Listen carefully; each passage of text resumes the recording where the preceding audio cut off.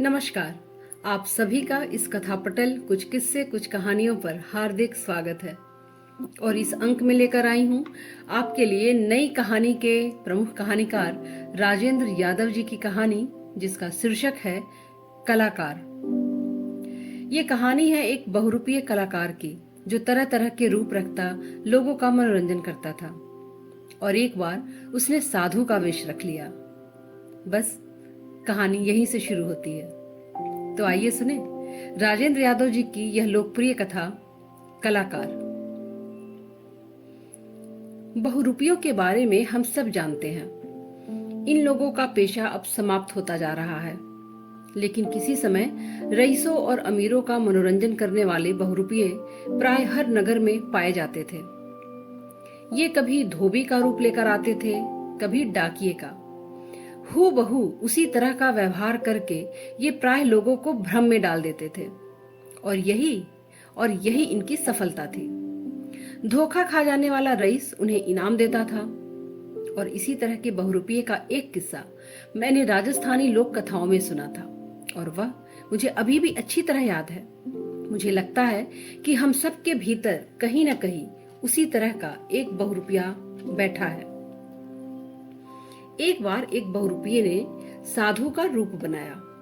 सिर पर जटाएं, नंगे शरीर पर भभूत, माथे पर त्रिपुंड, कमर में लंगोटी। उसके रूप में कहीं कोई कसर नहीं थी, और वह एकदम संसार त्यागी साधु ही लगता था। उसने नगर से बाहर बड़े से पेड़ के नीचे अपनी कुटी तैयार की, बगीचा लगाया और बैठकर तपस्या करने लगा। धीरे धीरे सारे नगर में समाचार फैलने लगा कि बाहर एक बहुत पहुंचे हुए महात्मा ने आकर डेरा लगाया है। लोग उसके दर्शनों को आने लगे, और धीरे धीरे चारों तरफ साधु का यश फैल गया। सारे दिन उसके यहाँ भीड़ लगी रहती थी। लोग कहते थे कि महात्मा जी के उपदेशों में जादू है, और उनके आशीर्वाद से संसार के बड़े से बड़े कष्ट दूर हो जाते हैं। अपनी इस कीर्ति से साधु को कभी कभी बड़ा आश्चर्य होता, और मन ही मन वह अपनी सफलता पर मुस्कुराया करता। नगर के सबसे बड़े सेठ से जब किसी ने साधु का जिक्र किया तो अविश्वास से हंस पड़ा। बोला, ऐसे ढोंगी जाने यहाँ कितने आते रहते हैं। और वह अपने कारोबार में लग गया। लेकिन साधु का नाम चारों ओर फैलता जा रहा था। साधु भी कभी कभी सोचता कि अब फिर बहुरूपिया जीवन में लौटने में क्या रखा है, क्यों ना इसी जीवन में अपनी जिंदगी लगा दी जाए। लेकिन फिर उसका मन धिक्कारने लगता कि वह जिंदगी भर साधु बना रहा तो अपने असली पेशे के साथ बेईमानी करेगा।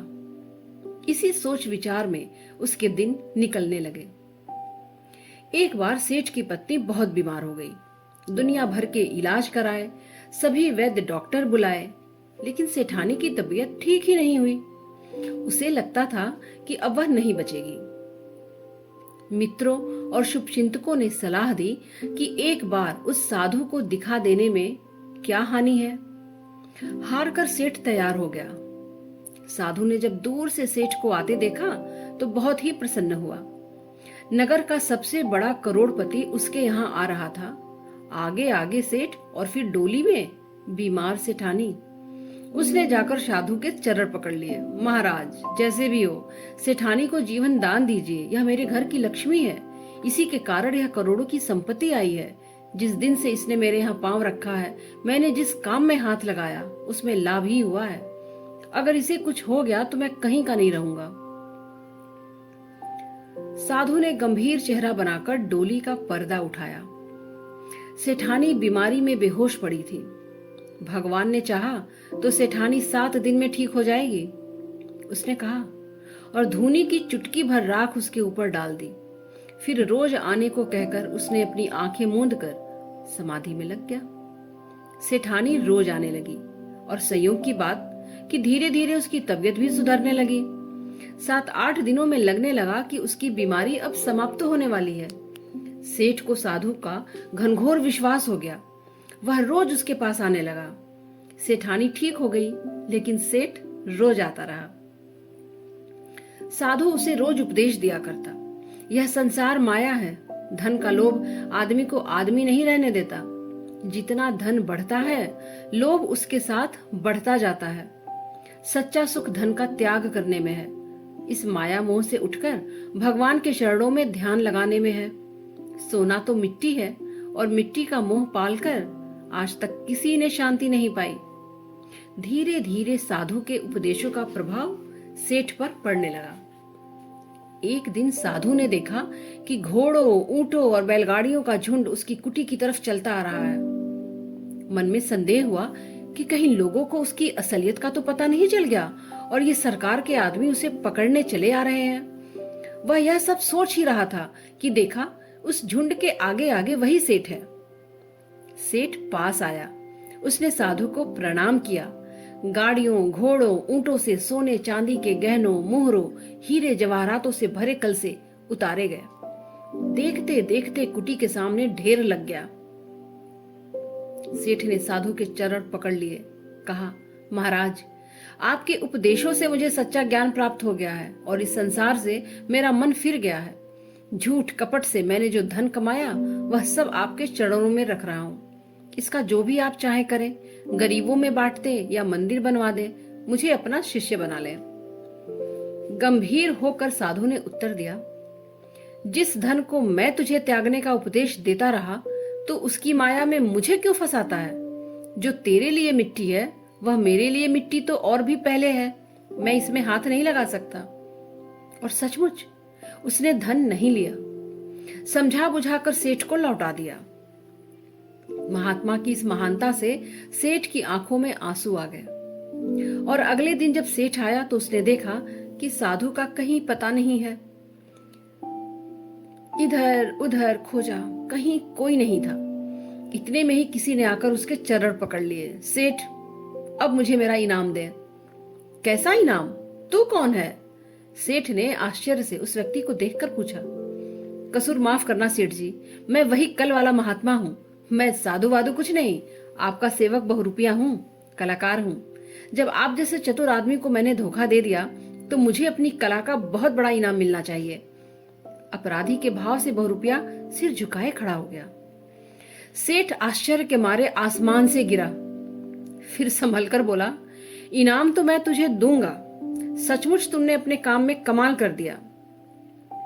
लेकिन एक बात बता, कल जब मैं अपनी सारी संपत्ति तेरे पास ले आया था तो तूने उसे क्यों नहीं स्वीकार किया?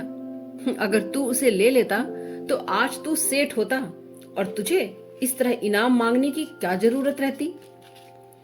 बहुरूपिया नम्रता से बोला, सेठ जी, यह बात मेरे मन में भी आई।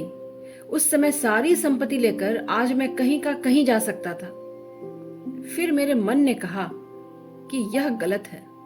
मैं संसार त्यागी महात्मा का रूप धारण किए हूँ। अगर ऐसा काम करूंगा तो रूप में खोट आ जाएगा। रूप को सच्चा रखने के लिए उचित है कि मैं इस संपत्ति को त्याग दूं। सच्चे महात्मा की तरह मैंने उसे त्याग तो दिया, तो लगा कि अब मेरा काम पूरा हो गया। अब आप इनाम जो भी देंगे खुशी से ले लूंगा। सेठ ने पूछा, और मेरी सेठानी की बीमारी?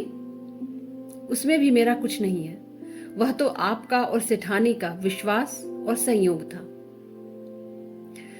सेठ की समझ में सचमुच नहीं आ रहा था कि कैसा यह बहुरूपिया है जो करोड़ों की संपत्ति छोड़कर 2-4 अशरफियों के इनाम पर इतना प्रसन्न और संतुष्ट है। दोस्तों, आशा करती हूं कि यह कहानी आपको पसंद आई होगी। असल में सच्चे कलाकार की परिभाषा भी यही है, और सच्चे संत की भी। उस कलाकार ने न सिर्फ अपनी कला का बल्कि समाज में साधु समुदाय का भी मान रखा। कहानी पसंद आई हो तो लाइक करें, शेयर करें और चैनल को सब्सक्राइब जरूर करें। अपना कीमती समय देने के लिए आप सभी का बहुत बहुत शुक्रिया। नमस्कार।